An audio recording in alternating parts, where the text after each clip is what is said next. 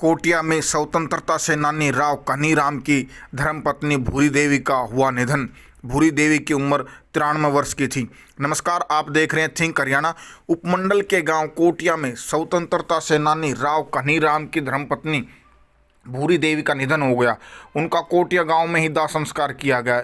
वहीं इस मौके पर पुलिस की टुकड़ी द्वारा सलामी दी गई।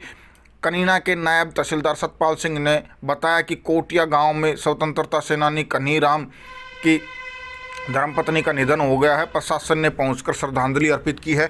इस दुख की घड़ी में परिवार को संवेदना प्रकट करते हुए कहा कि हम पीड़ित परिवार के साथ में हैं। भूरी देवी की रविवार को तबीयत खराब हो गई थी, जिस वजह से डॉक्टर को उनके पुत्र देशराज ने घर पर ही बुलाया। देशराज ने बताया कि 10 से 15 दिन पहले उनकी माता भूरी देवी ने खाना पीना छोड़ दिया था। हल्की उनको खांसी भी थी। 10:30 बजे उन्होंने अंतिम सांस ली। स्वतंत्रता सेनानी राव कन्हीराम की वीरांगना भूरी देवी का 93 वर्ष की उम्र में निधन हो गया। भूरी देवी की रविवार को तबीयत अधिक खराब हो, जिस वजह से डॉक्टर को वहीं पर दिखाया गया। उनके बेटे ने बताया कि 10 से 15 दिन पहले उनकी माता भूरी देवी ने खाना पीना छोड़ दिया था। उनको हल्की खांसी भी थी। स्वतंत्रता सेनानी राव कन्हीराम 76 वर्ष की आयु में 2 जनवरी 2001 को शरीर छोड़कर चले गए थे। राव कन्हीराम 1940 में अम्बाड़ा में आज़ाद हिंद फौज में भर्ती होने के लिए गए थे। उनके पुत्र देशराज ने बताया कि 1940 में अम्बाड़ा में आज़ाद हिंद फौज की भर्ती हो रही थी, जिनके लिए वो गए थे। उस दौरान आसपास क्षेत्र करीरा, लुखी व आसपास के लोग भी गए थे। उन्होंने जिगर, Kutch, Rangoon, Singapore, Kolkata jail में काफ़ी यातनाएं झेली। देश को आज़ाद करवाने के लिए वह नेताजी सुभाष चंद्र बोस के साथ बढ़ चढ़कर हिस्सा लेते थे। सिंगापुर में स्वतंत्रता संग्राम के दौरान हाथ से गोला छोड़ते समय उनका एक हाथ कट गया था। उसके बाद वह रंगून जेल में रहे। 1946 में वह रंगून जेल से रिहा होकर घर पर वापस आ गए। उसके बाद उन्होंने सामाजिक कार्यों में बढ़ चढ़कर भाग लिया। उनके नाम से गाँव में राव कन्हीराम खेल स्टेडियम भी बना हुआ है, वहीं उनकी प्रतिमा लगी हुई है।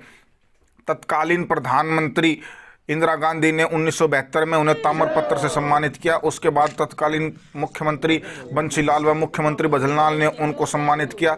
वीरांगना भूरी देवी अपने पीछे 3 पुत्री सुमित्रा, रामरती, राममूर्ति व 2 पुत्र मास्टर देशराज, मास्टर रामनिवास सहित 2 पोते, 3 पुत्रियों व भरा पूरा परिवार छोड़कर चली गई हैं। गाँव कोटिया से और स्वतंत्रता सेना की वीरांगना है। इनके पति स्वतंत्रता सेनानी रहे हैं।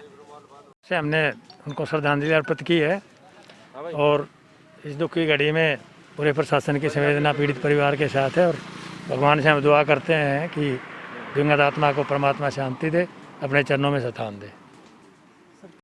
उनकी उम्र 93 साल थी। वो अभी बिल्कुल स्वस्थ थी। पिछले 3-4 रोज़ से उनको थोड़ा सा सांस की प्रॉब्लम हुई, खांसी वगैरह हुई है। उसके बाद हमने डॉक्टर को घर पे बुलाया। घर पे अच्छे से डायग्नोज भी दिया, उनकी पूरी चेकअप की। उसके बाद डॉक्टर संतुष्ट हो गया कि भाई ठीक है चाचा जी, ठीक हो जाएगी।